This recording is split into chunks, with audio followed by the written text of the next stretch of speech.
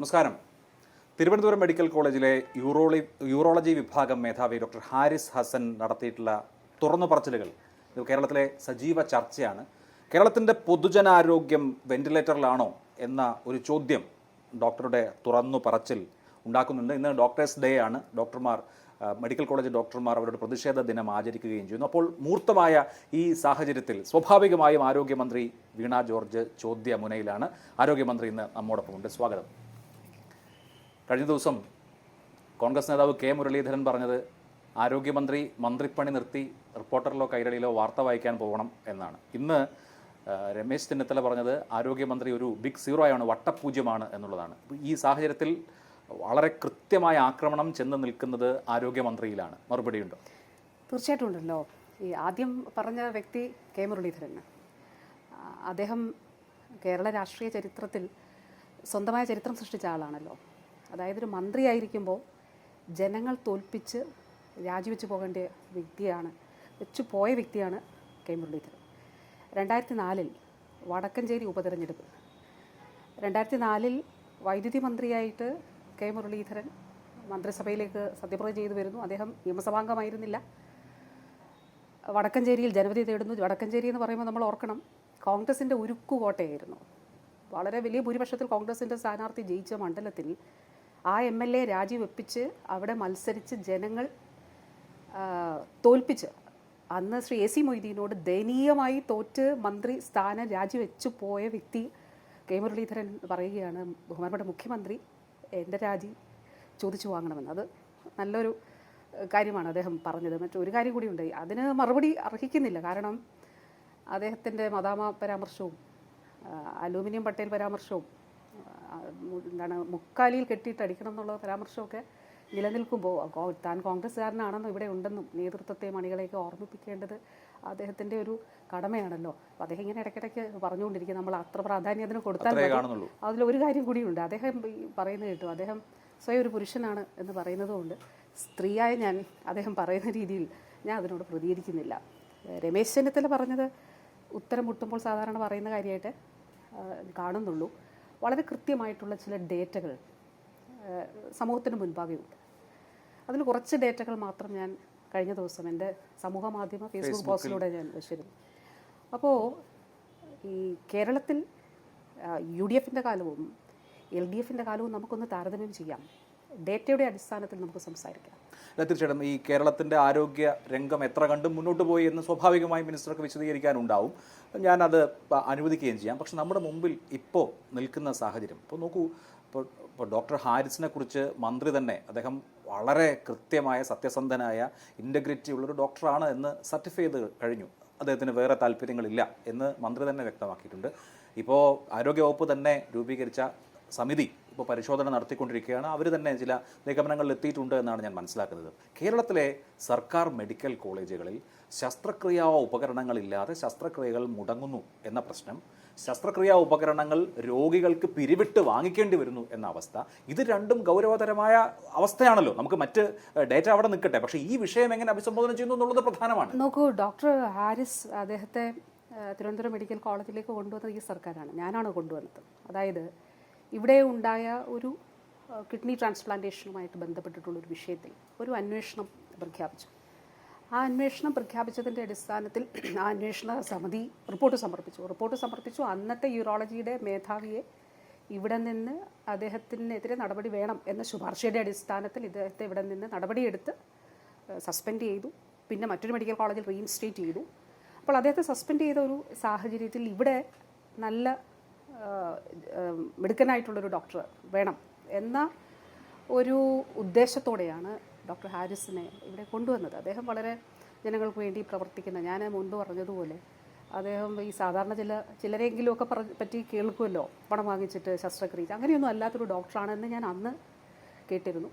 ഇപ്പോഴും അദ്ദേഹത്തെക്കുറിച്ച് ഞാൻ അങ്ങനെ തന്നെയാണ് കേൾക്കുന്നത്. സത്യസന്ധനായ ഡോക്ടറുടെ ആത്മരോഷമാണ് അദ്ദേഹം അല്ല, അദ്ദേഹം പറഞ്ഞല്ലോ, അതേപോലെ ഈ ആദ്യം അഭിലാഷ് പറഞ്ഞൊരു കാര്യമുണ്ടല്ലോ, കേരളത്തിൻ്റെ ആരോഗ്യരംഗം വെന്റിലേറ്ററിലാണോ എന്ന് അദ്ദേഹത്തോട് ചോദിച്ചപ്പോൾ അദ്ദേഹം പറഞ്ഞത് ഞാനങ്ങനെ പറഞ്ഞിട്ടില്ല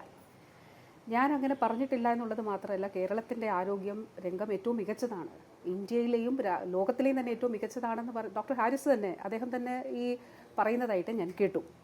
ഇവിടെ അദ്ദേഹം ഉന്നയിച്ച വിഷയത്തെ വളരെ ഗൗരവത്തോടു കൂടി കാണുന്നു. ഇപ്പോൾ അദ്ദേഹം അതിൻ്റെ ഉള്ളടക്കത്തെ ഗൗരവത്തോടു കൂടി തന്നെ കാണുന്നുണ്ട്. അദ്ദേഹം പറഞ്ഞത് എന്താണ്? അദ്ദേഹം ഒരു ദിവസം അദ്ദേഹത്തിൻ്റെ യൂണിറ്റ് 1-ൻ്റെ ചാർജാണ്, അദ്ദേഹം HOD ആണ്, യൂണിറ്റ് 1-ൻ്റെ ചാർജാണ് അദ്ദേഹം ഷെഡ്യൂൾ ചെയ്തിരുന്ന സർജറികളിൽ സാധാരണ 4 സർജറിയൊക്കെയാണ് നടത്തുന്നത് എന്ന് DME പറയുന്നു. അപ്പോൾ 3 സർജറി കഴിഞ്ഞു. 4ാമത്തെ സർജറി വന്നപ്പോൾ ഒരു മെഷീനിൽ ഉപയോഗിക്കുന്ന പ്രോബിന് കേടുവന്നു എന്നുള്ളതാണ്. അപ്പോൾ ആ സർജറി മുടങ്ങിയപ്പോൾ അദ്ദേഹത്തിന് ഒരു വേദനയുണ്ടായി. അത് വാസ്തവത്തിൽ അത് ഒരു നമ്മുടെ സിസ്റ്റത്തിലുള്ള ഒരു ഡോക്ടർക്ക്, ഒരു ആരോഗ്യ പ്രവർത്തകനോ ആ ഒരു സാഹചര്യവുമായിട്ട് താതാത്മ്യപ്പെടാൻ കഴിയുന്നത് അത് ശരിക്കും വളരെ ഒരു നല്ല കാര്യമാണെന്ന് കരുതുന്ന വ്യക്തിയാണ് ഞാൻ. കാരണം അവിടെ ഒരു എന്തെങ്കിലും തരത്തിലുള്ള പിഴവുണ്ടെങ്കിൽ അവിടെ ഒരു കറക്ഷൻ സംഭവിക്കും. ഞാൻ ഈ കാര്യം തുടർച്ചയായി സംസാരിക്കുന്ന വ്യക്തി കൂടിയാണ്. അപ്പോൾ അത് ആ രീതിയിലുള്ള എന്താണ് അവിടുത്തെ ഉണ്ടായ പ്രശ്നം എന്നുള്ളത് പരിശോധിക്കാനാണ് തീരുമാനിച്ചത്. അല്ല, ഞാൻ ചോദിക്കട്ടെ, ഇപ്പം അദ്ദേഹത്തെ ഒരു വിസിൽ ബ്ലോവറായി കാണാൻ താല്പര്യപ്പെടുന്നുണ്ടോ? ചില കാര്യങ്ങൾ ഇങ്ങനെയാണ് എന്ന് അദ്ദേഹം ചൂണ്ടിക്കാണിക്കുന്നുണ്ട്. ഇതൊരു ഒറ്റപ്പെട്ട പ്രശ്നമായി കാണുന്നില്ല. ശരിയാണ്, അദ്ദേഹത്തിനൊരു വ്യക്തിപരമായി തന്നെ ഒരു വിദ്യാർത്ഥിയായ അദ്ദേഹത്തിൻ്റെ ഒരു പേഷ്യൻ്റ്, ആ പേഷ്യൻ്റ് ഒരുപാട് വേദന തിന്നു. ഈ സർജറി ഉടനടി നടത്തിയിരുന്നെങ്കിൽ വലിയ ആശ്വാസം ഉണ്ടാവുമായിരുന്നു. പക്ഷേ ആ സർജറി വൈകുന്നു, സ്വാഭാവികമായി അദ്ദേഹത്തിന് രോഷമുണ്ടാകുന്നു, അത് പ്രകടിപ്പിക്കുന്നു. അത് ആ ഒരു ഒറ്റപ്പെട്ട സംഭവം എന്നുള്ളതിലുപരി ഈ സിസ്റ്റത്തിൽ ഗുരുതരമായ പ്രശ്നങ്ങൾ ഉണ്ടെന്ന ബോധ്യത്തിലാണല്ലോ അദ്ദേഹം പറഞ്ഞത്. അതിനെ അങ്ങനെ ഉൾക്കൊള്ളുന്നുണ്ടോ? അങ്ങനെ ഒരു പ്രശ്നം അദ്ദേഹം പറഞ്ഞായിട്ട് ഞാൻ കാണുന്നില്ല. പക്ഷേ അദ്ദേഹം പറഞ്ഞ എന്താണ്, അദ്ദേഹം ചില വിഷയങ്ങൾ ഉന്നയിച്ചിട്ടുണ്ട്. ഏതായാലും അദ്ദേഹം ഉന്നയിച്ച വിഷയങ്ങളിൽ വളരെ കൃത്യമായിട്ടുള്ള ആ കാര്യങ്ങൾ എന്തൊക്കെയാണ് എന്നുള്ളത് പഠിക്കുന്നതിന് വേണ്ടിയിട്ടാണ്. അത് പഠിക്കുക എന്ന് വെച്ചാൽ വളരെ പെട്ടെന്ന് ഇന്നോ നാളെയോ മറ്റന്നാളോ ഈ റിപ്പോർട്ട് നൽകണമെന്നുള്ളതാണ് ഞാൻ പറഞ്ഞിട്ടുള്ളത്. എത്രയും പെട്ടെന്ന് റിപ്പോർട്ട് നൽകുക. അപ്പോൾ അതിൻ്റെ അടിസ്ഥാനത്തിൽ ഇദ്ദേഹം പറഞ്ഞ കാര്യം, അതായത് ഇത് ജനറലൈസ് ചെയ്ത് പറയേണ്ട ഒരു കാര്യമല്ല എന്നാണ് ഞാൻ കരുതുന്നത്. അതിൽ തന്നെ ഇപ്പോൾ ജനറലൈസ് ചെയ്യേണ്ടതെന്ന് പറയുമ്പോൾ അദ്ദേഹം തന്നെ പറയുന്ന, അദ്ദേഹം നൽകിയ ഒരു അഭിമുഖത്തിൽ പറയുന്ന കാര്യമുണ്ട്.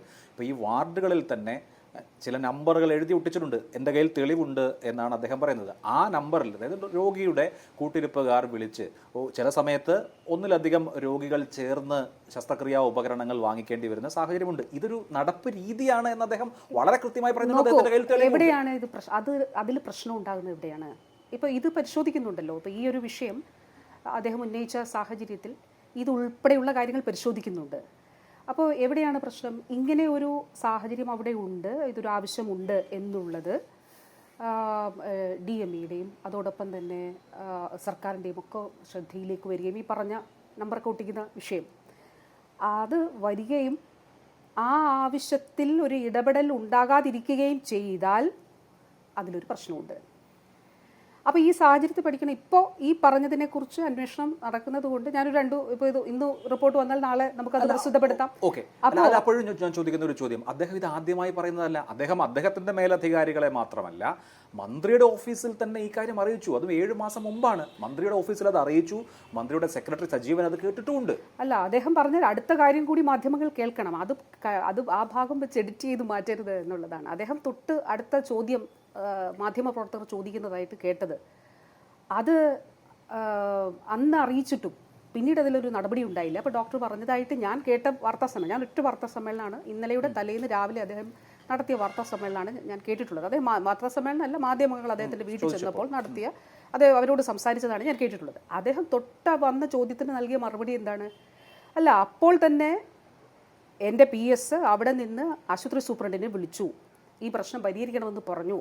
അപ്പോൾ സ്വാഭാവികമായിട്ട് അത് പരിഹരിച്ചിട്ടുണ്ടാകുമെന്ന് അദ്ദേഹം കരുതിയിട്ടുണ്ടാകും എന്ന് പറഞ്ഞു. അപ്പോൾ അതുമൊക്കെ നമുക്ക് ഇതിൻ്റെ ഭാഗമായിട്ട് പരിശോധിക്കപ്പെടുമല്ലോ. ഈ അന്വേഷണ സമിതി ഈ പറഞ്ഞ കാര്യങ്ങളിലൊക്കെ തന്നെ അതിൻ്റെ ഭാഗമായിട്ട് ഇത് മുഴുവൻ പരിശോധിക്കും. അപ്പോൾ ഞാൻ പറഞ്ഞത്, ഇത് കേരളത്തിൻ്റെ ആരോഗ്യ മേഖല എന്ന് പറയുമ്പോൾ നമ്മൾ കാണേണ്ടതായിട്ടുള്ളത് ഏറ്റവും ഇപ്പോൾ തിരുവനന്തപുരം മെഡിക്കൽ കോളേജിൻ്റെ കാര്യം മാത്രം എടുക്കുക. തിരുവനന്തപുരം മെഡിക്കൽ കോളേജിൻ്റെ ചരിത്രത്തിൽ ഏറ്റവും അധികം തുക വികസനത്തിന് വേണ്ടി, കെട്ടിടത്തിനാകട്ടെ ഉപകരണങ്ങൾക്കാകട്ടെ ചെലവഴിക്കപ്പെട്ടൊരു കാലഘട്ടമാണ് ഇത്. 40 കോടി രൂപ കിഫ്ബിയിലൂടെ അനുവദിക്കപ്പെട്ടു. എക്യുപ്മെന്റ്സിന് മാത്രം ഒരു കാലഘട്ടത്തിലും ഉണ്ടായിട്ടില്ല. അല്ല, ഇപ്പോൾ കിഫ്ബി വഴി തന്നെ ഇപ്പോൾ 717 കോടിയുടെ മാസ്റ്റർ പ്ലാൻ ഉണ്ട്. അതിലിപ്പോൾ 10% തുകയെ വിനിയോഗിച്ചിട്ടുള്ളൂ എന്ന സത്യം അവിടെ നിൽക്കുകയാണ്. 2018 ആരംഭിച്ചതാണ്, 2025 നോക്കൂ, ഈ സർക്കാരിൻ്റെ കാലഘട്ടത്തിൽ നമ്മുടെ ബഹുമാനപ്പെട്ട മുഖ്യമന്ത്രി ഉദ്ഘാടനം ചെയ്തതാണ് മേൽപ്പാലം റോഡ്. അതിനുശേഷം നമ്മുടെ ഒരു സൂപ്പർ സ്പെഷ്യാലിറ്റി ബ്ലോക്ക് അവിടെ പൂർത്തിയായി. MLT ബ്ലോക്കിൻ്റെ നിർമ്മാണം നമുക്ക് ആരംഭിച്ചു. ഇനി കുറേയേറെ എക്യുപ്മെൻറ്റ്സ് നമ്മൾ ഇൻസ്റ്റാൾ ചെയ്ത് കഴിഞ്ഞു അവിടെ, ഈ കിഫ്ബിയുടെ ഭാഗമായിട്ട് തന്നെ. അതായത് MRI scan, CT scan, PET scan, ഇങ്ങനെയുള്ള ഒട്ടേറെ ഉപകരണങ്ങൾ നമ്മളിവിടെ ഇൻസ്റ്റാൾ ചെയ്ത് കഴിഞ്ഞു. അപ്പോൾ ഈ കിഫ്ബി വഴി അനുവദിക്കപ്പെട്ട തുക നല്ല നിലയിൽ വിനിയോഗിച്ചുകൊണ്ട് ഇത് പോരാതെ വരുന്നൊരു സാഹചര്യം കൂടിയുണ്ട്. അതായത് ഒരു മാസ്റ്റർ പ്ലാന്റെ ഭാഗമായിട്ടാണ്. അപ്പോൾ ഈ 717 കോടിയിൽ അത് പോരാതെ വരുന്നൊരു സാഹചര്യം തിരുവനന്തപുരം മെഡിക്കൽ കോളേജിലുണ്ട്. അതുകൊണ്ട് കൂടുതൽ ഫണ്ട് നമ്മൾ പൊതുവിൽ ഫണ്ടിന്റെ അഭാവമാണോ മുഖ്യമായ പ്രശ്നം? ഇവിടെ ഇപ്പോൾ ഈ ആരോഗ്യ രംഗത്തെ ഡോക്ടർ ഹാരിസിന്റെ തുറന്നു പറച്ചിലിനെ തുടർന്ന് ഒരുപാട് ഡോക്ടർമാർ സംസാരിക്കുകയും മിക്കവാറും മാധ്യമങ്ങളൊക്കെ അത് ഫോളോ ചെയ്യുകയൊക്കെ ചെയ്തിട്ടുണ്ട്. അപ്പോൾ അവർ ചൂണ്ടിക്കാണിക്കുന്ന കാര്യം, ഇപ്പോൾ പ്രധാനപ്പെട്ട വലിയ ഉപകരണങ്ങൾ, ലക്ഷങ്ങൾ മുടക്കി വാങ്ങിയിട്ടുള്ള ഉപകരണങ്ങൾ, ആ ഉപകരണങ്ങളിൽ ഉപയോഗിക്കാനുള്ള അനുബന്ധ വസ്തുക്കൾ വാങ്ങിക്കാൻ പറ്റുന്നില്ല, അല്ലെങ്കിൽ അതിന് ഫണ്ടില്ല, അതിന് വാങ്ങിക്കാനുള്ള സംവിധാനമില്ല എന്നുള്ളത് കൊണ്ട് അതിനിപ്പോൾ ചിലപ്പോൾ 8,000 രൂപ വിലയുള്ള അനുബന്ധ ഉപകരണമായിരിക്കും, അതല്ലെങ്കിൽ 12,000 രൂപ വിലയുള്ള അനുബന്ധ ഉപകരണമായിരിക്കും.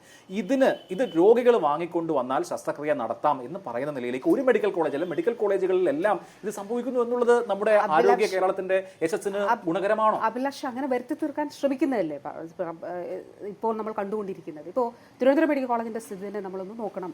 അതായത് 1000 കോടി, ഞാൻ കിഫ്ബി അതുകൂടാതെ നമ്മുടെ പ്ലാൻ ഫണ്ടും മറ്റു ഫണ്ടും ഒക്കെ കൂടെ ആരോഗ്യ കേരളം വഴിയുള്ള ഫണ്ടും ഒക്കെ കൊണ്ട് 1000 കോടി രൂപയിലധികം വികസനം ഇവിടെ നടന്നിട്ടുണ്ട്. ഈ കാലഘട്ടത്തിലാണ് ഈ പറയുന്ന കോംപ്രിഹെൻസീവ് സ്ട്രോക്ക് സെൻറ്റർ, അതായത് പുറത്തൊരു 15 ലക്ഷം രൂപയെങ്കിലും, 15 20 ലക്ഷം, എപ്പോഴാണിത്? അതൊരു പ്ലാൻഡ് ആയിട്ടുള്ളൊരു ഇലക്റ്റീവ് സർജറി അല്ല. ഇന്നതിപ്പോൾ ഒരാൾക്ക് പക്ഷാഘാതം വരുമ്പോൾ സാധാരണ നിലയിൽ നമ്മൾ പറയുന്നത് ഗോൾഡൻ അവർ, അവിടെ മരുന്ന് കഴിച്ചിട്ട് അതിനൊരു പരിഹാരം, അതിൽ നിന്ന് മുക്തി നേടുന്ന സാഹചര്യം സാധ്യമല്ലാതെ ടോംബക്ടമി ഉൾപ്പെടെ ചെയ്യുന്ന വലിയ രക്തക്കുഴലുകളിൽ ബ്ലോക്ക് ഉണ്ടാകുന്ന നിലയിൽ ഇതുവരെ സർക്കാർ സംവിധാനത്തിൽ ഇല്ലായിരുന്നു അങ്ങനെ ഒരു കാര്യം. ഇവിടെ നമ്മൾ ന്യൂറോ കാത്ത് ലാബ് ഉൾപ്പെടെ സൃഷ്ടിച്ചുകൊണ്ട് അത് സാധ്യമാക്കി. അവിടെ ഒരു ട്രോമ കെയർ വന്ന് സന്ദർശിക്കണം. ഞാൻ കഴിഞ്ഞ ദിവസം പറഞ്ഞു, തീർച്ചയായിട്ടും അതിൻ്റെ ഒരു അവസരം. പക്ഷേ നമുക്ക് രോഗികളുടെ പ്രൈവസി അതിൻ്റെ ബാധകമാണ്. അല്ലെങ്കിൽ ഒരു ലൈവായിട്ട് തന്നെ ഈ സംവിധാനം നടക്കുന്നില്ല എന്നൊരു ചിത്രീകരണം ഇല്ല ഇവിടെ. പക്ഷേ ഉന്നയിക്കപ്പെട്ട വിഷയങ്ങൾ സ്വാഭാവികമായിട്ടും ചർച്ച ചെയ്യപ്പെടണമല്ലോ. അപ്പോൾ ഫണ്ടിന്റെ കാര്യം പറയുമ്പോൾ ഇപ്പോൾ മെഡിക്കൽ കോളേജുകളിൽ കഴിഞ്ഞ സാമ്പത്തിക വർഷം അനുവദിച്ച ഫണ്ടിൽ തന്നെ പദ്ധതി വിഹിതത്തിൽ വെട്ടിക്കുറവ് വന്നു, 146 കോടിയുടെ കുറവ് വന്നു എന്നുള്ളത് നിയമസഭാ രേഖകൾ അടക്കം ഉദ്ധരിച്ചുകൊണ്ടാണ് മാധ്യമങ്ങൾ റിപ്പോർട്ട് ചെയ്തത്. വസ്തുതയാണ്. നിയമസഭാ രേഖ ഏത് മാസത്തെയാണ്? നിയമസഭാ രേഖ ഏത് മാസത്തെയാണെന്നുള്ളത് പ്രസക്തമാണ്. ഇപ്പോൾ ഞാനത് 1-2 മാധ്യമങ്ങളിൽ ഇങ്ങനെ വന്നതായിട്ട് എൻ്റെ ശ്രദ്ധയിൽപ്പെട്ടു. അപ്പോൾ ഈ നിയമസഭാ രേഖ ജനുവരി മാസത്തിൽ മറ്റോ നിയമസഭയിൽ ജനുവരി ഫെബ്രുവരി മാസങ്ങളിൽ നമ്മൾ കൊടുത്തതിൻ്റെ അടിസ്ഥാനത്തിൽ ചോദ്യം ചോദിക്കുമ്പോൾ സ്വാഭാവികമായിട്ട് നിയമസഭയിൽ കൊടുക്കും. പിന്നെ ഒരു കാര്യം, നമുക്ക് പരമാവധി ഫണ്ട് സംസ്ഥാന സർക്കാരിൻ്റേതായി, അത് മരുന്നിനാണെങ്കിലും അത് ഇപ്പോൾ ഒരു ഉദാഹരണം പറഞ്ഞാൽ 2023-24 ഒരു സാമ്പത്തിക വർഷം കേന്ദ്രം 1 രൂപ തരാത്ത സാഹചര്യം ഉണ്ടല്ലോ. ഈ മുഴുവൻ കാര്യങ്ങളും സംസ്ഥാന സർക്കാരാണ് നടത്തിയിട്ടുള്ളത്. ഇപ്പോൾ തന്നെ പരിശോധിച്ചാൽ മനസ്സിലാകും, നമുക്ക് സംസ്ഥാന ബജറ്റ് വിഹിതത്തിൽ അനുവദിച്ചതിനേക്കാളും തുക മരുന്ന് വാങ്ങിക്കുന്നതിന് വേണ്ടി നൽകിയിട്ടുണ്ട്. ഏതാണ്ട് 357 കോടി രൂപയോളം തന്നിട്ടുണ്ട് കഴിഞ്ഞ സാമ്പത്തിക വർഷം. മരുന്ന് വാങ്ങുന്ന കാര്യം പറഞ്ഞോളൂ, ഞാൻ മറ്റ് വിഷയത്തിലേക്ക് ഒരിക്കലൂടെ മരുന്ന് വാങ്ങുന്ന കാര്യം പറഞ്ഞപ്പോൾ ഇപ്പോൾ മെഡിക്കൽ സർവീസ് കോർപ്പറേഷന് മരുന്ന് വാങ്ങാൻ വേണ്ടതിൻ്റെ 1/3 തുകയെ ബഡ്ജറ്ററി അലോക്കേഷൻ ആയിട്ടുള്ളൂ എന്നാണ് ഞാൻ മനസ്സിലാക്കുന്നത്. ഇന്നത്തെ പത്രങ്ങളിൽ വന്ന വാർത്തയാണ്. ബഡ്ജറ്ററി അലോക്കേഷന് ഉപരിയായിട്ട് അഡീഷണൽ അലോട്ട്മെന്റ് ധനവകുപ്പ് നമുക്ക് നൽകുന്നുണ്ട്. ഇപ്പോൾ നമ്മൾ കാണേണ്ടത് 2014, 15, 16 കാലയളവിൽ മെഡിക്കൽ സർവീസ് കോർപ്പറേഷനിലൂടെ നമ്മൾ പർച്ചേസ് ചെയ്തിരുന്ന മരുന്നിൻ്റെ തുക ആകെ വന്നിരുന്നത് ഏതാണ്ട് 130 കോടി രൂപയാണ്.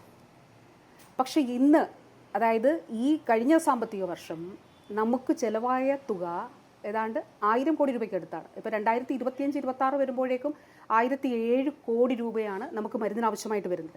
അപ്പോൾ ഞാൻ പറഞ്ഞത് വലിയ ഗണ്യമായിട്ടുള്ള വർധനവ് ഇതിൽ ഉണ്ടായിട്ടുണ്ട്. അപ്പോൾ അവിടെ ഉള്ള ഒരു ചോദ്യം, ഇപ്പോൾ മെഡിക്കൽ സർവീസ് കോർപ്പറേഷനെ സംബന്ധിച്ച് ഞാൻ മനസ്സിലാക്കുന്നതനുസരിച്ച് വിവിധ മരുന്ന് കമ്പനികൾക്കായി ഇപ്പോൾ 693 കോടി രൂപ കുടിശ്ശികയുണ്ട്. അത് വർഷത്തിന്റെ കണക്കനുസരിച്ച് അടക്കം നോക്കൂ. ഇപ്പോൾ 2020-21 6.93 കോടി ആയിരുന്നെങ്കിൽ 2024-25 383.26 കോടിയാണ് മെഡിക്കൽ സർവീസ് കോർപ്പറേഷൻ മരുന്ന് വാങ്ങിയ ഇനത്തിൽ വിവിധ കമ്പനികൾക്ക് കൊടുക്കാനുള്ളത്. പക്ഷേ നാളെ മെഡിക്കൽ സർവീസ് കോർപ്പറേഷന് മരുന്ന് കിട്ടാതിരുന്നാൽ എന്ത് ചെയ്യും എന്നുള്ള ചോദ്യം കൂടി അവിടെ വരുന്നുണ്ട്. കൃത്യമായി മാനേജ് ചെയ്ത് തന്നെയാണ് സംസ്ഥാന സർക്കാരും ആരോഗ്യ വകുപ്പും അതുപോലെ ധനവകുപ്പും മെഡിക്കൽ സർവീസ് കോർപ്പറേഷനും പോകുന്നത്. നമ്മൾ കുടിശ്ശിക പൂർണ്ണമായിട്ടും തീർത്തിട്ട് മരുന്ന് വാങ്ങിച്ചു പോകുന്നൊരു രീതി ഒരു കാലത്തും ഉണ്ടായിട്ടില്ല. കാരണം നമുക്ക് ഒരു വശത്ത് ഈ പറയുന്നത് പോലെ കേന്ദ്രത്തിൽ നിന്ന് ലഭിക്കുന്ന വിഹിതം, അത് ഈ മരുന്ന് വാങ്ങിക്കുന്നതിന് നമുക്ക് ആ നിലയിൽ KMCL കൊടുക്കുന്നതിന് നമുക്ക് ലഭിക്കുന്നില്ല. അത് നമ്മുടെ സ്റ്റേറ്റിൻ്റെ ഷെയർ തന്നെയാണ്. പക്ഷേ മറ്റേതെങ്കിലുമൊക്കെ തലത്തിൽ NHMൽ നമുക്ക് ലഭിക്കേണ്ടതായിട്ടുള്ള തുക പ്രോപ്പറായിട്ട് ലഭിക്കുന്നില്ല. ഇനി മറ്റൊരു കാര്യം കൂടിയുണ്ടല്ലോ, ഇപ്പോൾ നമ്മളുടെ ഒരു ടോട്ടൽ ഇൻവെസ്റ്റ്മെൻ്റ് ഉണ്ട് ഹെൽത്ത് മേഖലയിൽ. ഇപ്പോൾ കിഫ്ബിയിലൂടെ മാത്രം 10,000 കോടി രൂപ ഇൻഫ്രാസ്ട്രക്ചർ ഡെവലപ്മെൻറ്റിന് കേരളത്തിലെ ആശുപത്രികൾ ചെലവഴിച്ചു. ഒന്ന് ഓടിച്ചു നോക്കിയാൽ പാറശാല മുതൽ നമ്മുടെ ഓരോ ആശുപത്രികളും, ഞാൻ ഈ പറഞ്ഞ 700 കോടി രൂപ തിരുവനന്തപുരം മെഡിക്കൽ കോളേജിൽ കിഫ്ബിയിലാണ് അതിനുശേഷം നമ്മൾ അവിടേക്ക് പോകുമ്പോൾ കൊല്ലത്ത് കടക്കുമ്പോൾ കൊല്ലം ജില്ലാ ആശുപത്രിയുണ്ട്, അതിന് വിക്ടോറിയ ഹോസ്പിറ്റലുണ്ട്, കുണ്ട്ര ആശുപത്രി ഇതേ നിർമ്മാണം പൂർത്തിയായി. തീർച്ചയായിട്ടും അല്ല ഞാൻ പറയുന്നത് ഇൻഫ്രാസ്ട്രക്ചർ ഡെവലപ്മെന്റ് അഭൂതപൂർവമായിട്ടുള്ള അതുണ്ട്. അല്ല ഞാൻ പറഞ്ഞത് ആ നിലയിലുള്ള ഇൻവെസ്റ്റ്മെന്റ് നമ്മൾ ആരോഗ്യ മേഖലയിൽ നടത്തുമ്പോഴും ഈ ആരോഗ്യ മേഖലയിൽ സർക്കാർ സംവിധാനത്തിൽ എത്തുന്ന രോഗികളുടെ എണ്ണത്തിൽ ഗണ്യമായ വർധനവുണ്ടായിട്ടുണ്ട്. അപ്പോൾ അതുപോലെ തസ്തികകൾ ഈ ഒരു 9 വർഷം കൊണ്ട് കേരളത്തിൽ ആരോഗ്യ മേഖലയിൽ സൃഷ്ടിക്കപ്പെട്ട തസ്തികകൾ എന്ന് നോക്കിയാൽ കേരളത്തിന്റെ ചരിത്രത്തിൽ നമ്മൾ ഈ ആരോഗ്യ മേഖലയിലുള്ള ആളുകളോട് സംസാരിച്ചു, ശരി തസ്തിക സൃഷ്ടിച്ചില്ല എന്ന് ഞാൻ പറയുന്നില്ല, പക്ഷെ അത് മതിയാവുന്നതാണോ എന്ന പ്രശ്നമുണ്ട്. 1964 സ്റ്റാഫ് പാറ്റേൺ അനുസരിച്ചാണ് ഇപ്പോഴും പ്രവർത്തിക്കുന്നത് എന്ന് പരിദേവനം പറയുന്ന സ്റ്റാഫ് പാറ്റേൺ പുതുക്കിയിട്ടില്ല. പക്ഷേ സ്റ്റാഫ് പാറ്റേൺ അനുസരിച്ചിട്ടല്ല ഡോക്ടേഴ്സിനെ നൽകുന്നത്. അന്നത്തെ സ്റ്റാഫ് പാറ്റേൺ അനുസരിച്ച് ഒരു ഡോക്ടർ നോക്കേണ്ടത് 200 പേഷ്യൻസിനെയൊക്കെയാണ്. അങ്ങനെയല്ല. അതായത് ഐ പിയിൽ ഒരു ഡോക്ടർ നോക്കേണ്ടത് ഇത്ര പേഷ്യൻസിന്, അത് കാലാഹരണപ്പെട്ട ഒന്നാണ്. അത് പുതുക്കുന്നതിന് വേണ്ടിയിട്ടുള്ള കേരളത്തിലെ മെഡിക്കൽ കോളേജുകളിൽ മാത്രം 44 ഗൈനക്കോളജിസ്റ്റുകളുടെ ഒഴിവ്. എന്തുകൊണ്ടാണ് അത് കേസ് നിലനിൽക്കുന്നു. അതായത് വിഭാഗത്തിൽ 22 തസ്തിക. അത് രണ്ടും വളരെ പ്രധാനപ്പെട്ടതാണ്. അതായത് അസിസ്റ്റന്റ് പ്രൊഫസർ തസ്തികയിൽ ഗൈനക്കോളജി വിഭാഗത്തിലും ഓർത്തോ വിഭാഗത്തിലും കേസ് നിലനിൽക്കുന്നുണ്ട്. ഇപ്പൊ ഞങ്ങൾ കഴിഞ്ഞ ദിവസം എടുത്ത മീറ്റിംഗിൽ തീരുമാനിച്ചത് AG-യുമായിട്ടൊരു പ്രത്യേക മീറ്റിംഗ് വെച്ചുകൊണ്ട് ബഹുമാനപ്പെട്ട കോടതി മുൻപാകെ ഇക്കാര്യം ധരിപ്പിക്കണം. നോക്കൂ, വളരെ എസെൻഷ്യൽ ആയിട്ടുള്ള 2 സർവീസസിൽ അസിസ്റ്റന്റ് പ്രൊഫസേഴ്സിനെ എടുക്കാൻ നമുക്ക് കഴിയുന്നില്ല. എൻട്രി കേഡറിൽ ഡോക്ടേഴ്സിനെ എടുക്കാൻ കഴിയുന്നില്ല. വലിയ പ്രതിസന്ധി. ഇപ്പോൾ സാധാരണ മനുഷ്യർക്ക് തീർത്തും സാമ്പത്തികമായി പിന്നോക്കം നിൽക്കുന്ന ആളുകളെ സംബന്ധിച്ച് പ്രസവത്തിനായി സമീപിക്കേണ്ട ആശുപത്രികളിൽ ഗൈനക് തസ്തിക ഇത്രയും എണ്ണം 44 എണ്ണം ഒഴിഞ്ഞു കിടക്കുന്നു. അതിന്റെ ഒക്കെ ബുദ്ധിമുട്ട് അനുഭവിക്കുന്ന സാധാരണ ജനങ്ങളാണ്. അത് സർക്കാരിന്റെ പ്രശ്നം കൊണ്ടല്ല, അത് കോടതിയിൽ ഡോക്ടർമാർ തന്നെ കൊടുത്ത കേസിന്റെ ഫലമായിട്ടാണ്. ഒരു എസ്ആർഷിപ്പുമായിട്ട് ബന്ധപ്പെട്ടിട്ടൊക്കെ ഇത് ഈ എൻട്രി കേഡർ തസ്തികകളിൽ നമുക്ക് കേസുകൾ നിലനിൽക്കുന്നുണ്ട്. ഗൈനക്കോളജിയിലും ഓർത്തോയിലും കേസുകൾ നിലനിൽക്കുന്നത് കൊണ്ട് അവിടെ ആളെ എടുക്കാൻ കഴിയുന്നില്ല. ഈ പറഞ്ഞത് വളരെ ശരിയാണ്. 46 47 തസ്തികകൾ ഗൈനക്കോളജി വിഭാഗത്തിൽ മാത്രം നമുക്ക് ഒഴിഞ്ഞു കിടക്കുന്നുണ്ട്. അവിടെയൊക്കെ നമ്മുടെ SR-മാരെ പഠിച്ചിറങ്ങിയ നമ്മുടെ കുട്ടികളെ തന്നെ പോസ്റ്റ് ചെയ്തുകൊണ്ട് വേക്കൻസികൾ ഫില്ല് ചെയ്യുന്നതിനാണ് നമ്മൾ ശ്രമിച്ചിട്ടുള്ളത്. അപ്പോൾ ബഹുമാനപ്പെട്ട കോടതിയുടെ മുൻപാകെ അത് ഫില്ല് ചെയ്യുന്നതിന് വേണ്ടിയിട്ടുള്ള സഹായം ഉണ്ടാകണം. അതായത് ഈ കേസിന്റെ ഒരു സ്പീഡി ആയിട്ടുള്ള ഡിസ്പോസൽ ഉണ്ടാകണം എന്നുള്ളത് നമ്മൾ ആവശ്യപ്പെടുന്നു. പ്രശ്നം എന്തായാലും അത് അനുഭവിക്കേണ്ടി വരുന്നത് ജനങ്ങളാണെന്നുള്ള പ്രശ്നം. ഇല്ല, അത് ഉണ്ടാകാതിരിക്കാൻ സർക്കാർ പകരം അവിടെ ആളെ നിയമിച്ചുകൊണ്ടാണ് മുന്നോട്ട്. ഇപ്പോൾ ഇവിടെ നേരത്തെ തന്നെ മിനിസ്റ്റർ പറഞ്ഞ ഒരു കാര്യം, 1000 കോടിക്ക് ഞങ്ങൾ മെഡിക്കൽ സർവീസ് കോർപ്പറേഷൻ വഴി മരുന്ന് വാങ്ങുന്നുണ്ട് എന്ന് പറയുമ്പോൾ ഈ മരുന്ന് വാങ്ങാനുള്ള ഇപ്പോൾ കഴിഞ്ഞ ബജറ്റിലെ അലോക്കേഷൻ മെഡിക്കൽ സർവീസ് കോർപ്പറേഷനുള്ള അലോക്കേഷൻ 400 കോടിക്ക് താഴെയാണ്, 360 കോടിക്ക് പരിസരത്താണെന്നാണ് എൻ്റെ അനുമാനം. അത്രയേ ഉള്ളൂ. ഇപ്പോൾ ഞാൻ ചോദിക്കുന്നത്, ഇപ്പോൾ ഓക്കെ സർക്കാരിന് കൂട്ടുത്തരവാദിത്തവും മറ്റു കാര്യങ്ങളൊക്കെ ഉണ്ട്, വേണ്ടത്ര പണം കിട്ടുന്നില്ല എന്നൊരു പരാതി ആരോഗ്യമന്ത്രിക്കുണ്ടോ? നോക്കൂ, ഞാൻ അഭിലാഷിനോടും ചോദിക്കുന്ന ഒരു കാര്യം, കേരളത്തിൻ്റെ ചരിത്രത്തിൽ ആരോഗ്യ മേഖലയിൽ ഇത്രയും അധികം പണം ഒരു സർക്കാർ ചെലവഴിച്ച കാലഘട്ടം ഉണ്ടായിട്ടുണ്ടോ? എങ്ങനെയാണ് ഒരു പ്ലാൻ ഫണ്ടിലൂടെ നമ്മൾ ഒരു മെഡിക്കൽ കോളേജിന് ഒരു പദ്ധതി, ഒരു കെട്ടിടം നിർമ്മിക്കാൻ അനുവദിച്ചാൽ 50 ലക്ഷം രൂപ, എത്ര വർഷം കൊണ്ടാണ് 50 ലക്ഷം രൂപ കിട്ടുക? 1 കോടി രൂപ അനുവദിച്ചാൽ 5 വർഷം കൊണ്ട് നമുക്ക് കിട്ടുമായിരിക്കും. 1 കോടി രൂപ 20 ലക്ഷം വെച്ച് 1 കോടി രൂപ 5 വർഷം കൊണ്ട് നമുക്ക് കിട്ടുമായിരിക്കും. കേരളത്തിൻ്റെ ചരിത്രത്തിൽ ആരോഗ്യ മേഖലയിൽ ഇത്രയും അധികം പണം ചെലവഴിച്ചൊരു കാലഘട്ടം ഉണ്ടായിട്ടില്ല. ഇൻവെസ്റ്റ്മെൻറ്റ് മാത്രമല്ല, സൗജന്യ ചികിത്സ എവിടെ നിന്നാണ് നമ്മൾ തുടങ്ങിയതെന്ന് ആലോചിക്കണം. 2015-16 കാലയളവിൽ ഈ ഇടതുപക്ഷം തുടങ്ങുമ്പോൾ 2015-16 കാലയളവിൽ ഏതാണ്ട് 131 കോടി രൂപ ആണ് ഇൻഷുറൻസിന് വേണ്ടി ചെലവഴിക്കപ്പെട്ടിരുന്ന ഇൻഷുറൻസിന് വേണ്ടിയിട്ട് ചെലവഴിച്ചിരുന്നത്. അവിടെ നിന്നാണ് 1498 കോടി രൂപ സ്റ്റേറ്റ് മാത്രം, ബാക്കി ഷെയർ 1600 കോടി രൂപയിൽ ഏതാണ്ട് 8% താഴെ മാത്രമേ കേന്ദ്രം നമുക്ക് നൽകുന്നുള്ളൂ. മറ്റു പല സംസ്ഥാനങ്ങൾക്കും 30, 40, 60% കൊടുക്കുമ്പോൾ 60% നൽകേണ്ട കേന്ദ്രം നമുക്ക് 10% താഴെ മാത്രമേ നൽകുന്നുള്ളൂ. പക്ഷേ സംസ്ഥാന സർക്കാർ സൗജന്യ ചികിത്സ അത് എല്ലാവർക്കും ലഭ്യമാകണം എന്ന ലക്ഷ്യത്തോടു കൂടി 1498 കോടി രൂപ ഓരോ വർഷവും ചെലവഴിക്കുകയാണ്. ഈ ഫണ്ടിന്റെ കാര്യം പറയുമ്പോൾ സ്വാഭാവികമാണ് സർക്കാരിന് സാമ്പത്തിക പ്രതിസന്ധിയുള്ളത് സർക്കാർ അഡ്മിറ്റ് ചെയ്യുന്ന കാര്യമാണ്. അതുകൊണ്ട് തന്നെ പദ്ധതി പൂർത്തീകരിക്കാൻ കഴിയാറില്ല, പ്ലാൻ ഫണ്ട് വെട്ടിക്കുറയ്ക്കേണ്ടി വരുന്ന സാഹചര്യമുണ്ട്. അപ്പോൾ ഈ വിവിധ അലോക്കേഷനുകൾ പൂർണ്ണമായും ഉപയോഗിക്കാൻ പറ്റിയോ അല്ലെങ്കിൽ അനുവദിച്ച് കിട്ടിയോ എന്ന ചോദ്യം വരുമ്പോൾ നോക്കൂ, ഇപ്പോൾ തന്നെ വരുന്ന ചില കണക്കുകൾ, മെഡിക്കൽ കോളേജുകളുടെ വികസനത്തിന് 217 കോടി പ്രഖ്യാപിച്ചത് അത് 157 കോടിയായി ചുരുങ്ങി. അതുപോലെ തന്നെ മെഡിക്കൽ കോളേജുകളിൽ തന്നെ സർജിക്കൽ റോബോട്ട് 29 കോടി, ഓങ്കോളജി ആൻഡ് ടെർഷറി കെയർ സെൻ്ററിൻ്റെ പണം, മജ്ജ മാറ്റിവെക്കൽ യൂണിറ്റ്, ഇങ്ങനെ പ്രഖ്യാപിച്ചതും അനുവദിക്കാത്തതുമായ തുകയുടെ ഒരു വലിയ ലിസ്റ്റ് നമ്മുടെ മുമ്പിലുണ്ട്. അത് ആരോഗ്യമന്ത്രിയുടെ മുമ്പിൽ ഉണ്ടാവാറുണ്ടല്ലോ. റോബോട്ടിക് സർജറി കേരളത്തിന്റെ ആരോഗ്യ മേഖലയിൽ നമ്മൾ കേട്ടുകേൾവി ഉണ്ടായിരുന്നില്ല. സ്വാഭാവികമായിട്ടും പറയാം, വൈദ്യശാസ്ത്രം ഇത്രയും അധികം ടെക്നോളജി ഇത്ര വികസിക്കുന്നതിന്റെ ഭാഗമായിട്ടാണ് റോബോട്ടിക് സർജറി ഇവോൾവ് ചെയ്തത്. കേരളത്തിന്റെ ആരോഗ്യ മേഖലയിൽ റോബോട്ടിക് സർജറി ഉണ്ട്, RCCയിലും MCCയിലും നമ്മൾ റോബോട്ടിക് സർജറി 30 കോടി രൂപ വീതം അനുവദിച്ചുകൊണ്ട് ക്യാൻസർ ശസ്ത്രക്രിയയ്ക്ക് അവിടെ റോബോട്ടിക് സർജറി ഏർപ്പെടുത്തി. പീഡിയാട്രിക് റോബോട്ടിക് സർജറി, പീഡിയാട്രിക് കേസുകളിൽ പോലും റോബോട്ടിക് സർജറി നടത്തുന്നുണ്ട്. അപ്പോൾ തീർച്ചയായിട്ടും ഇത് നടപ്പിലാക്കുന്നതിന് വേണ്ടി തന്നെയാണ് സംസ്ഥാന സർക്കാർ ശ്രമിച്ചുകൊണ്ടിരിക്കുന്നത്. ഇപ്പോൾ തിരുവനന്തപുരം മെഡിക്കൽ കോളേജിനെ സംബന്ധിച്ചിടത്തോളം ഇപ്പോൾ SIT ഉണ്ടല്ലോ, അവിടെ SIT രാജ്യത്തെ 10 സെൻറ്റർ ഓഫ് എക്സലൻസ്, നമ്മളല്ല സെൻറ്റർ ഓഫ് എക്സലൻസ് എന്ന് പറയുന്നത്, കേന്ദ്രം പറയുകയാണ് റെയർ ഡിസീസിൻ്റെ.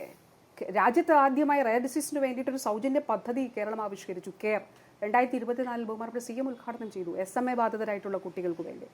അപ്പോൾ ഒരു വശത്ത് ഡെവലപ്മെൻറ്റ്, ഇൻവെസ്റ്റ്മെൻറ്റ് കിഫ്ബിയിലൂടെ, പ്ലാൻ ഫണ്ടിലൂടെ, മറ്റ് പദ്ധതികളിലൂടെ, ഇനി കേന്ദ്രവും സംസ്ഥാനവും കൂടിയുള്ള സംയുക്തമായിട്ടുള്ള പദ്ധതികളിലൂടെ ഒരു ഭാഗത്ത് നമ്മൾ സൗജന്യ ചികിത്സ എവിടെ നിന്നാണ് 131 കോടിയിൽ നിന്ന് 1498 കോടിയിലേക്ക് ഉയർന്ന രീതിയിലേക്ക് ഒരു 3 വർഷം കോൺസിക്യൂട്ടീവായിട്ട് കേന്ദ്രത്തിൻ്റെ ആ പുരസ്കാരം, ഏറ്റവും കൂടുതൽ സൗജന്യ ചികിത്സയ്ക്ക് പണം ചെലവഴിക്കുന്ന സംസ്ഥാനം കേരളമാണ്. അത് മറുവശത്ത് ചികിത്സാ സംവിധാനങ്ങളിലുള്ള മെച്ചപ്പെടൽ, അതാണ് ഞാൻ നേരത്തെ പറഞ്ഞ കോംപ്രഹെൻസീവ് സ്ട്രോക്ക് സെൻറ്ററും. അതോടൊപ്പം രാജ്യത്തെ ഏതെങ്കിലും ജില്ലാ ആശുപത്രിയിൽ ഒരു വൃക്കമാറ്റിവയ്ക്കൽ ശസ്ത്രക്രിയ നടന്നിട്ടുണ്ടോ?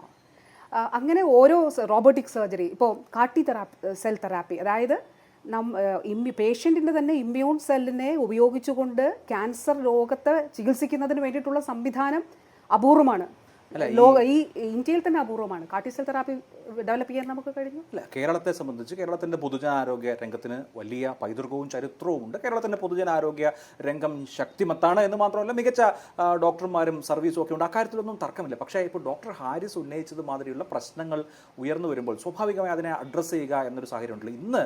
ഇന്ന് കേരളത്തിലെ ഏറ്റവും പ്രധാനപ്പെട്ട പത്രങ്ങളിൽ ഒന്നിൻ്റെ എഡിറ്റോറിയൽ പേജിൽ വന്നിട്ടുള്ള ലേഖനത്തിൽ ചൂണ്ടിക്കാണിക്കുന്ന ചില വസ്തുതകളുണ്ട്. അതായത് ഇപ്പോൾ ഡിസ്പോസിബിളായ ഒറ്റത്തവണ മാത്രം ഉപയോഗിക്കേണ്ട ഈവൻ കത്തീറ്ററും പ്രോബും അടക്കമുള്ള കാര്യങ്ങൾ അണുവിമുക്തമാക്കി 8 തവണ വരെ ഉപയോഗിക്കേണ്ടി വരുന്ന സാഹചര്യം കേരളത്തിലെ മെഡിക്കൽ കോളേജുകളിൽ ഉണ്ട് എന്നുള്ളതാണ്. അത് രോഗികളിൽ നിന്നും ഡോക്ടർമാരിൽ നിന്നുള്ള ഇൻപുട്ടാണ്. എന്തുകൊണ്ടാണ് ഡോക്ടർമാർക്കും രോഗികൾക്കും ഇതുപോലെ സ്ട്രഗിൾ ചെയ്യേണ്ടി വരുന്നത് ഇത്രയും വലിയ നേട്ടങ്ങൾ ഉള്ളപ്പോഴും എന്നുള്ളത്?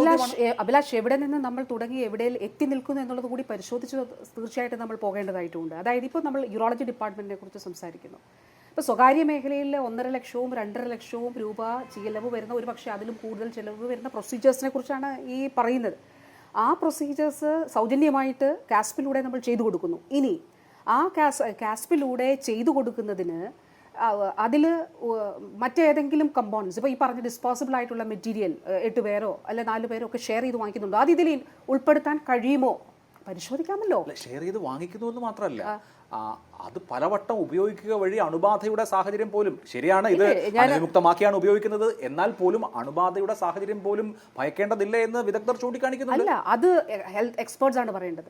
അതായത് കേരളത്തിലെ ആരോഗ്യരംഗത്തിൽ നമ്മുടെ മെഡിക്കൽ കോളേജിൽ, നമ്മുടെ ആശുപത്രികളിൽ ഏത് രീതിയിലുള്ള സംവിധാനങ്ങൾ എങ്ങനെ മുന്നോട്ട് കൊണ്ടുപോകണമെന്ന് നമ്മുടെ ഡോക്ടേഴ്സാണ്. അത് ഒരു അഡ്മിനിസ്ട്രേറ്റീവ് തലത്തിലിരിക്കുന്ന ആളല്ലല്ലോ പറയുന്നത് ഇത് ഇങ്ങനെ ഉപയോഗിക്കും. പണത്തിൻ്റെ അഭാവം കൊണ്ട് ഒരു കാര്യം മാത്രമേ അഡ്മിനിസ്ട്രേറ്റീവ് തലത്തിൽ ഇരിക്കുന്ന ഒരാൾക്ക് പറയാനായിട്ട് കഴിയുള്ളൂ, പണത്തിൻ്റെ അഭാവം മൂലം അങ്ങനെ സംഭവിക്കില്ല. ആ ഹെൽത്ത് എക്സ്പേർട്സിന് ഏത് രീതിയിലാണ് ഉപയോഗിക്കാൻ കഴിയും, അവർ ഫോളോ ചെയ്യുന്നൊരു സിസ്റ്റം ഉണ്ടല്ലോ. ആ സിസ്റ്റം എങ്ങനെയാണ്, അതിലെന്തെങ്കിലും മാറ്റങ്ങൾ ഈ ശ്രദ്ധയിൽ കൊണ്ടുവരേണ്ടതുണ്ടോ?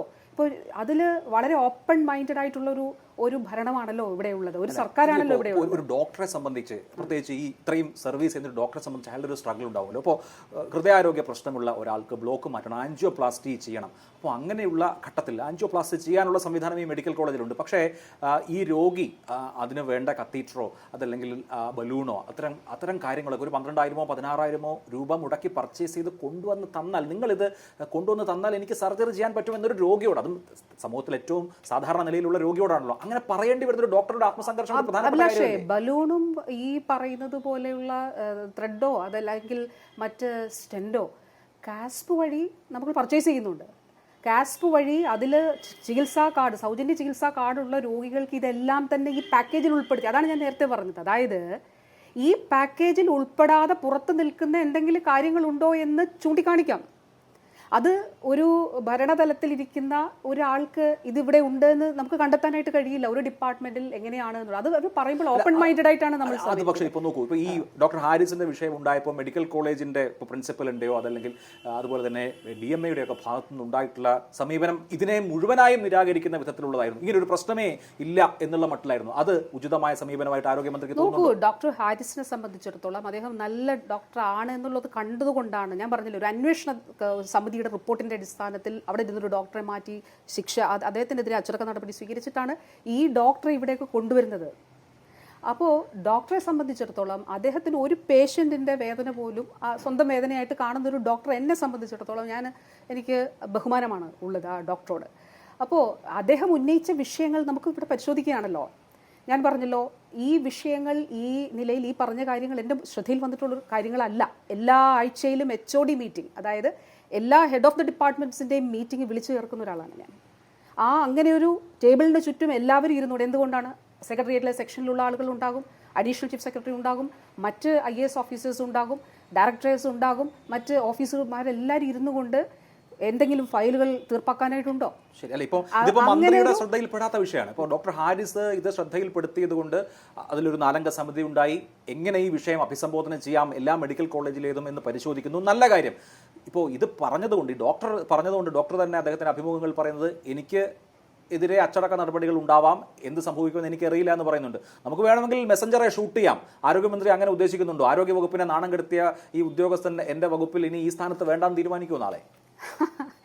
ഇതെല്ലാം ഊഹങ്ങളല്ലേ. അതായത് അല്ല, ഇങ്ങനെയുള്ള കുറേ കാര്യങ്ങൾ ഇങ്ങനെ എയറിൽ ഇങ്ങനെ ഉണ്ടെന്നുള്ളത് ഞാൻ കാണുന്നുണ്ട് ചുറ്റും. പക്ഷേ ഇതൊക്കെ ഊഹങ്ങളല്ലേ. ഇവിടെ എന്താണ് സംഭവിച്ചത്? ഒരു വിഷയത്തിൽ ഡോക്ടർ ഹാരിസ് ഒരു പ്രശ്നം ഉന്നയിച്ചു. അദ്ദേഹം തന്നെ പറയുന്നുണ്ടല്ലോ, അദ്ദേഹം എന്നിട്ട് ആ വിഷമം അദ്ദേഹത്തിന് ഉൾക്കൊള്ളാൻ കഴിഞ്ഞില്ല. അതുകൊണ്ട് അദ്ദേഹം ആ വിഷയം അദ്ദേഹത്തിൻ്റെ പരാതി അദ്ദേഹം പറഞ്ഞു. അതിന് ഓപ്പൺ മൈൻഡഡ് ആയത് അങ്ങനെ തന്നെ അത് കണ്ടിട്ട് അതിലെന്താണ് ഇടപെടൽ ആവശ്യം? ഇപ്പോൾ നോക്കൂ, ഇതിലെന്തെങ്കിലും പൊതുവിൽ മറ്റിടപെടലുകൾ ആവശ്യമാണോ? ഈ സമിതിയുടെ ഭാഗമായിട്ട് കൂടി നമ്മൾ പരിശോധിക്കാം. കാരണം ഇപ്പം എന്താ സാധാരണ നമ്മളുടെ ഒരു സിസ്റ്റം എങ്ങനെയാണ്? ഒരു HODയുടെ സൂപ്രണ്ടിന് അല്ലെങ്കിൽ പ്രിൻസിപ്പലിന് കത്തെഴുതുന്നു, ഇന്ന കാര്യങ്ങൾ ആവശ്യമുണ്ട്, അവിടെ നിന്ന് DMEക്ക് കത്ത് കൊടുക്കുന്നു. ഇനി ഹോസ്പിറ്റലിൽ തന്നെ മെഡിക്കൽ കോളേജിൽ തന്നെ വാങ്ങിക്കേണ്ടതാണെങ്കിൽ അവിടെ തന്നെ HDS വഴി വാങ്ങിക്കുന്നു, അല്ലെങ്കിൽ HMC ജില്ലാ ആശുപത്രികളോ ജനറൽ ആശുപത്രികളോ താലൂക്ക് ആശുപത്രിയാണെങ്കിൽ HMC വഴി വാങ്ങിക്കുന്നു. ഇനി അവിടെ നിൽക്കുന്ന കാര്യമല്ല എങ്കിൽ അതിന് ഉപരിയായിട്ട് അനുവാദങ്ങളും തുക വലിയ എമൗണ്ട് വേണ്ടി വരുന്ന കാര്യങ്ങളാണെങ്കിൽ അത് സർക്കാരിലേക്ക് കൊണ്ടുവരുമ്പോൾ എങ്ങനെയൊക്കെ കൊണ്ടുവരാം? ഒരു വർഷത്തെ പദ്ധതി ആസൂത്രണം ചെയ്യുമ്പോൾ, ഇപ്പോൾ അടുത്ത വർഷത്തെ ബജറ്റിൻ്റെ ഒരുക്കങ്ങൾ നമ്മൾ സെപ്റ്റംബർ മാസത്തിൽ തന്നെ ആരംഭിക്കുന്നു. ആ ഒരു കാലഘട്ടത്തിൽ തന്നെ ആരംഭിച്ചുകൊണ്ട് എല്ലാ ഡിപ്പാർട്ട്മെന്റ്സും പരിശോധിക്കുകയാണ് എന്തൊക്കെ കാര്യങ്ങൾ ചെയ്യേണ്ടതായിട്ടുണ്ട്. അതിലൂടെ വേണമെങ്കിൽ ചെയ്യാം. അതല്ല, ഇപ്പോൾ ഏറ്റവും വലിയ നമ്മുടെ സർക്കാരിനെ സംബന്ധിച്ചിടത്തോളം, കേരളത്തെ സംബന്ധിച്ചിടത്തോളം നമുക്ക് അവിടെ കിഫ്ബിയിലൂടെ പ്രോജക്റ്റ് ഉണ്ട്. ആ കിഫ്ബിയിലൂടെ സാഹചര്യങ്ങളിൽ ഇപ്പോൾ ഈ പർച്ചേസ്, ഇപ്പോൾ അദ്ദേഹം ഒരു HOD ആണ്. ആ HOD ആണ് നിസ്സഹായനായി പുറത്ത് പറയുന്നത് അല്ലെങ്കിൽ സാമൂഹ്യ മാധ്യമത്തിൽ കുറിപ്പിടുന്നത്. അപ്പോൾ ആ HODയെ സംബന്ധിച്ച് HODയുടെ അധികാരം അത്രയേ ഉള്ളൂ എന്നുള്ള പ്രശ്നം കൂടി ഉണ്ടല്ലോ. പർച്ചേസിനെ സിംപ്ലിഫൈ ചെയ്യാൻ എന്ത് ചെയ്യാൻ പറ്റും എന്നുള്ള കാര്യം കൂടി ഈ പ്രോസസ്സിന്റെ ഭാഗമായിട്ട് ആലോചിക്കുമോ? നോക്കൂ, ഇത് പരിശോധിക്കുന്നുണ്ട്. ഇതിലൊരു കാര്യം കൂടി കാണണം. ഡോക്ടർ ഹാരിസ് തന്നെ മാധ്യമങ്ങളോട് പറഞ്ഞൊരു കാര്യമുണ്ടല്ലോ, അവിടെ മനുഷ്യാവകാശ കമ്മീഷൻ ചെന്നൊരു സാഹചര്യമുണ്ട്. അതായത് മാധ്യമങ്ങൾ റിപ്പോർട്ട് ചെയ്തിരിക്കുകയാണ്, ഈ മെഷീൻസ് കുത്തിയൊടിച്ച് അവിടുത്തെ തന്നെ ഡോക്ടേഴ്സോ അല്ല ആരോഗ്യ പ്രവർത്തകർ കുത്തിയൊടിച്ചിട്ട് പിന്നെ മെഷീൻസ് വാങ്ങിക്കുന്നതിന് വേണ്ടിയിട്ടോ, അപ്പോൾ ആ ഒരു സാഹചര്യം അവിടെ ഉണ്ട് എന്ന് പറഞ്ഞ് മാധ്യമങ്ങൾ വാർത്ത റിപ്പോർട്ട് ചെയ്തതുകൊണ്ട് അവിടെ മനുഷ്യാവകാശ കമ്മീഷൻ ചെന്നൊരു സാഹചര്യം അദ്ദേഹം തന്നെ വിവരിക്കുന്ന ഒരു സാഹചര്യം ഉണ്ടായി. ഇവിടെ പ്രാഥമികമായിട്ട് അന്വേഷണ സമിതിയുടെ റിപ്പോർട്ട് എനിക്ക് ലഭിച്ചിട്ടില്ല. അവർ റിപ്പോർട്ട് തയ്യാറാക്കിയിട്ടുണ്ടോ എന്നുള്ളത് എനിക്ക് അറിഞ്ഞുകൂടാ. ഏതായാലും ഇതിൽ ഒരു കാര്യം കൂടിയുണ്ട്.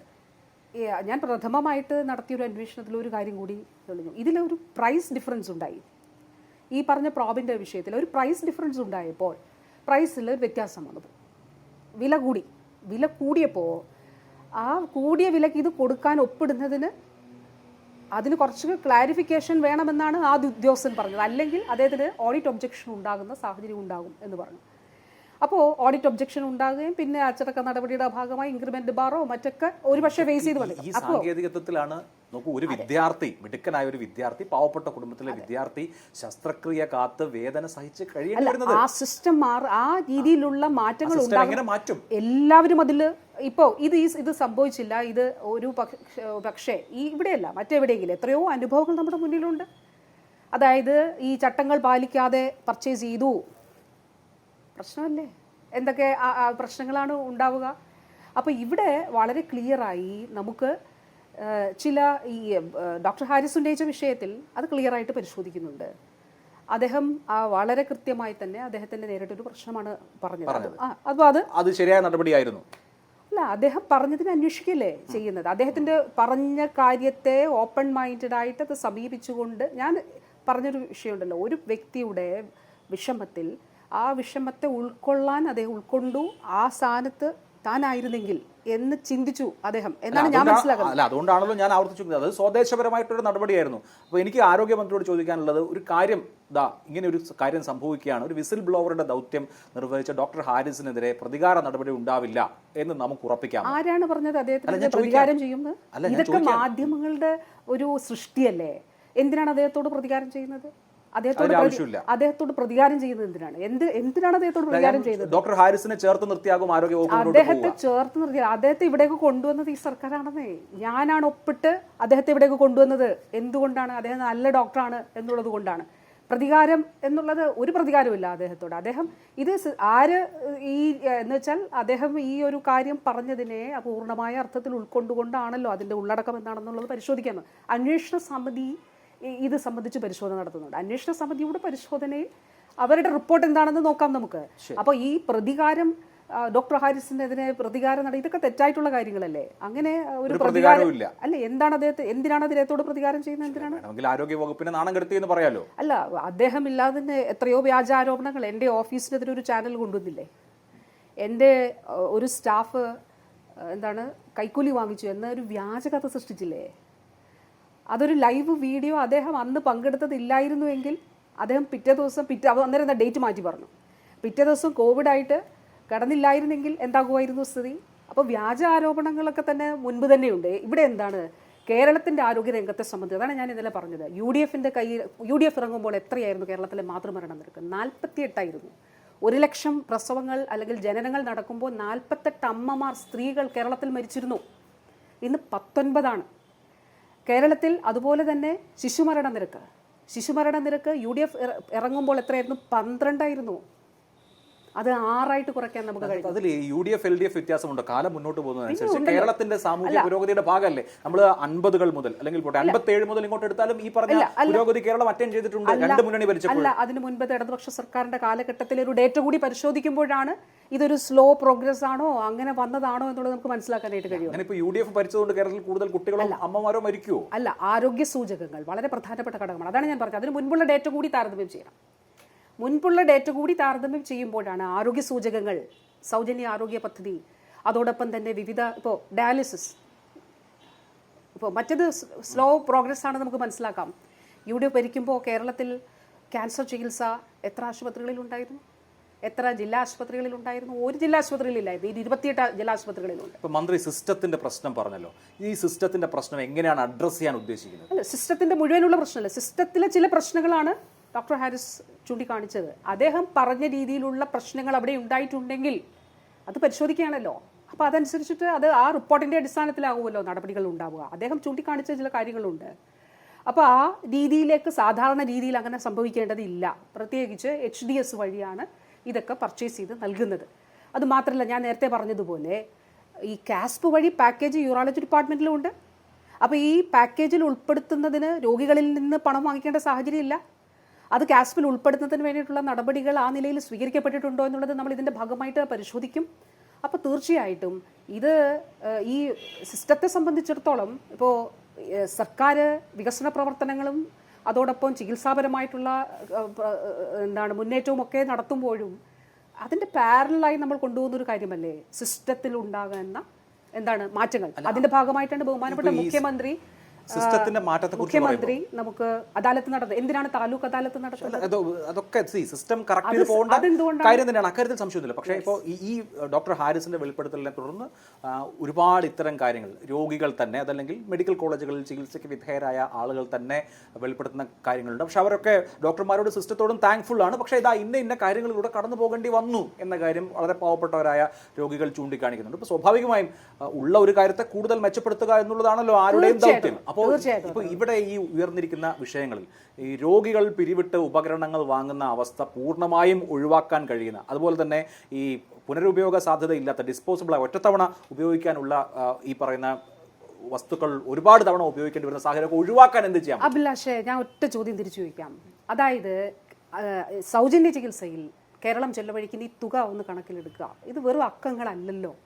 ഇത് നമ്മൾ കേന്ദ്രത്തിൻ്റെ സോഫ്റ്റ്വെയർ, അവർ പണം നൽകുന്നത് വളരെ വളരെ തുച്ഛമായി 7-8% മാത്രമേ ഉള്ളെങ്കിൽ പോലും ആ സോഫ്റ്റ്വെയറിലാണ് നമ്മൾ ഇത് എൻ്റർ ചെയ്യുക. അപ്പോൾ ഇതൊരു കള്ളക്കണക്കല്ല, ഇതൊരു യാഥാർത്ഥ്യമാണ്. എന്തിനാണ് ഈ തുക കൂട്ടിക്കൊണ്ടിരിക്കുന്നത്? ഈ പറഞ്ഞതുപോലെ രോഗത്തിൻ്റെ മുന്നിൽ ഒരാൾ നിസ്സഹായരായി പോകാൻ പാടില്ല എന്നുള്ളത് കൊണ്ടാണ്. ഞാൻ പറയട്ടെ, തിരുവനന്തപുരം മെഡിക്കൽ കോളേജിൽ ഒരു കരൾ മാറ്റിവയ്ക്കൽ ശസ്ത്രക്രിയ ഉണ്ടായിരുന്നില്ല. UDF-ന്റെ കാലത്തൊന്നും നടത്തി, നിർഭാഗ്യവശാൽ മരണം സംഭവിച്ചു. എത്ര ലക്ഷം രൂപയാണ് സ്വകാര്യ മേഖലയിൽ കരൾ മാറ്റിവയ്ക്കൽ ശസ്ത്രക്രിയക്കാകുന്നത്? 45 ലക്ഷം 40 ലക്ഷം രൂപയാണ് സ്വകാര്യ മേഖലയിൽ എന്ന് രോഗികൾ പറയുന്നു. നമ്മളൊക്കെ MLA-മാർ കൂടിയാണല്ലോ, നമ്മുടെയൊക്കെ മണ്ഡലങ്ങളിൽ ആളുകൾ വന്നിട്ട് പറയുകയാണ്. അപ്പോൾ അവിടെ ഒരു കരൾ മാറ്റിവയ്ക്കൽ ബഹുമാനപ്പെട്ട മുഖ്യമന്ത്രി സർക്കാരിൻ്റെ തുടക്ക കാലഘട്ടത്തിൽ പറഞ്ഞൊരു വിഷയമാണ്. എന്തുകൊണ്ട് ഇത് സർക്കാർ മേഖലയിൽ നമുക്ക് ചെയ്തുകൂടാ?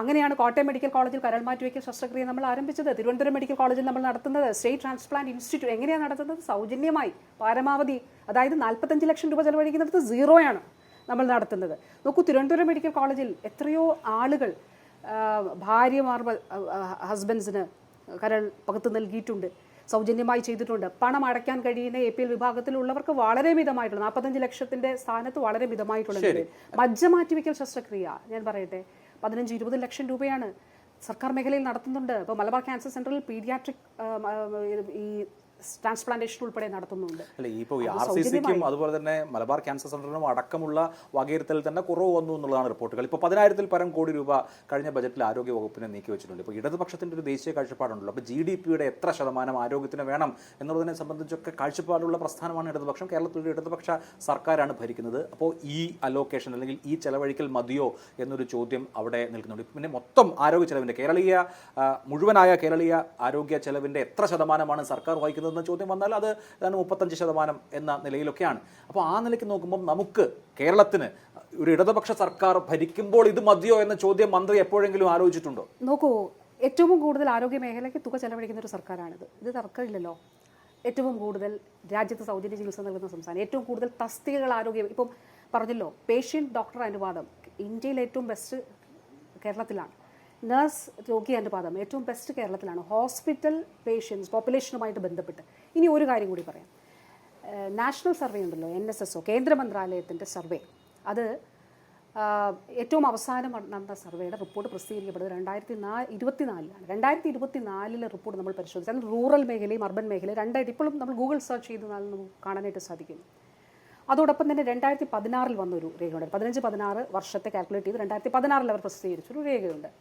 ആ രേഖയും കൂടെ നമ്മളൊന്ന് താരതമ്യം ചെയ്യുമ്പോൾ കേരളത്തിൽ ചികിത്സാ ചെലവ് 60% കുറഞ്ഞിട്ടുണ്ട്. അപ്പോൾ നമ്മൾക്കറിയാം ഇന്ത്യയിൽ ഏറ്റവും കൂടുതൽ ഔട്ട് ഓഫ് പോക്കറ്റ് എക്സ്പെൻഡിച്ചർ ഉള്ള സംസ്ഥാനം കേരളമാണ്. അതിനൊരു കാരണം നമ്മുടെ ഹെൽത്ത് സീക്കിംഗ് ബിഹേവിയർ കൂടിയാണ്.